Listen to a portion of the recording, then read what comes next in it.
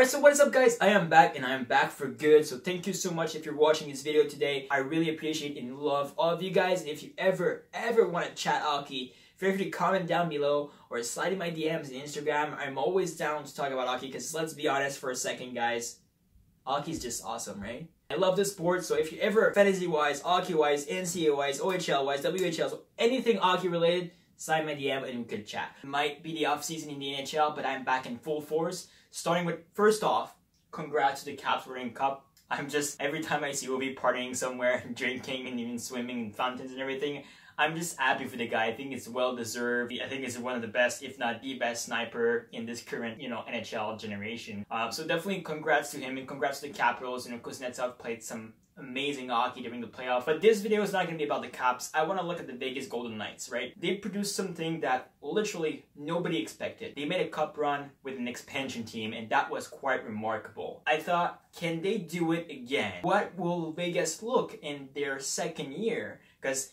I do know a lot of players there at the chips on their shoulder, and that makes a lot of sense. But the real question is, can they keep that level of play heading into their second year? My first thought is no, but then I took a step back and look at all the facts, and when you watch Erik Karlsson, Jonathan Merchant, Riley Smith, those were all players with big chip on their shoulder, but you watch them play and they actually improve, and their level of play is, well, great.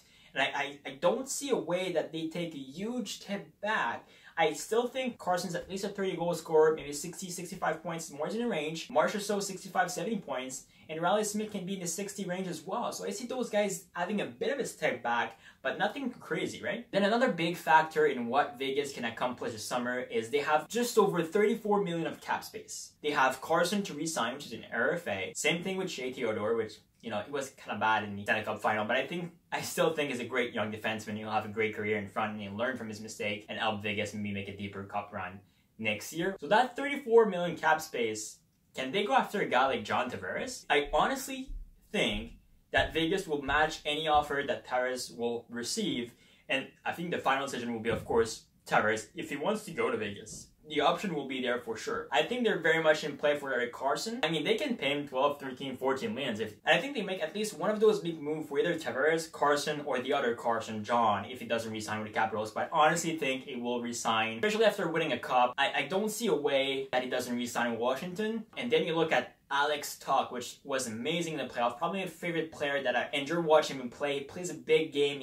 I think can be, again, closer to a 60-point range next year. Maybe more than 50, 60. Every time he steps on the ice, you notice him right away. They still have a very young roster. I think some player would have a bit of a step back, but some player will improve next year. I think they need to improve that decor. But I think they need to make some sort of move for defense. If it's Erik Karlsson, then that's all said and done. But I took a deeper look and I look at their prospects. Erik Brannstrom, Zach Whitecloud, but only one game with Vegas, but I watched that game entirely and it was really, really good. He had a great season in the NCAA. Not the best offensive mindset, but it was a really good, solid defense. And of course, Cole Class had a great season in the WHL. Nick Suzuki, I think, is a good prospect. I don't know if those players crack the roster right away next year, but I honestly see this team as a playoff. Yes, Calgary will be back and knock on the door. A few other teams as well, like Dallas. You don't really know what's going to happen, right? So I really like the Vegas Golden Knights. I think and I was wrong all year, let me admit that. I didn't think we were going to make playoff. And in December, I'm like, well, that's not going to happen. And then in January, I still have my doubts. And then I'm like, okay, this team's going to make the playoff, but the Kings are going to absolutely destroy them in the first round. That wasn't the case. And then, okay, Winnipeg is definitely going to win against them. That wasn't the case, so I was like, let me pick for them in the finals, and I was wrong. So I was wrong all year long over Vegas. I could be wrong again, but when I look at that roster, when I watch those players play, I feel like they've developed, and they won't lose necessarily that mindset and that skill. Jan's an amazing coach. I think he's going to keep them into perspective, and I still see this team as a playoff team. I think that they can make a big move in the offseason, even two big moves. Is James Neal going to be back? That's also another question. I didn't like James Neal in the playoff. I mean,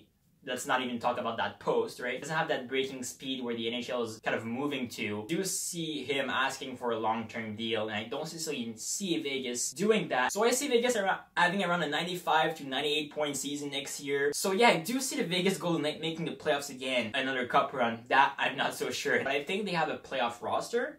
especially with the fact they have $34 million in cap space. Their prospect pool is decent enough for only 1 year of drafting. Cup run might be a bit harder because you look at teams like you have Winnipeg that's gonna be there for the next 5 to 10 years at the very least. Nashville is very much in play. That's just my 3 or 4 days after the Cup finals, what exactly I think Vegas is gonna be. Of course, there's gonna be update as soon as we know exactly what will be their offseason moves and plans. But I think they're very much in play for Karlsson and Tavares, and that's going to be interesting to see and watch during the next few weeks kind of fold down. Vegas being now a full hockey city by all means, so I do see them trying to compete and do some moves to do so next year. So I think they will be back in the playoff, and I mean, anything can happen in Vegas after that, right? So thank you so much for watching this video, guys. I just want to say I'm back in full force if you make it all the way to the end. Thank you so much. Leave a like. Make sure you go check me out on Instagram. I'm always there answering DM, or if you want to post the comments down below, I'm always answering to anything you guys post. If you want to chat hockey or anything hockey related, by the way, I'm just going to be the first one to answer right away and be in the conversation. So thank you so much again for watching. You have an amazing day, and you guys take care.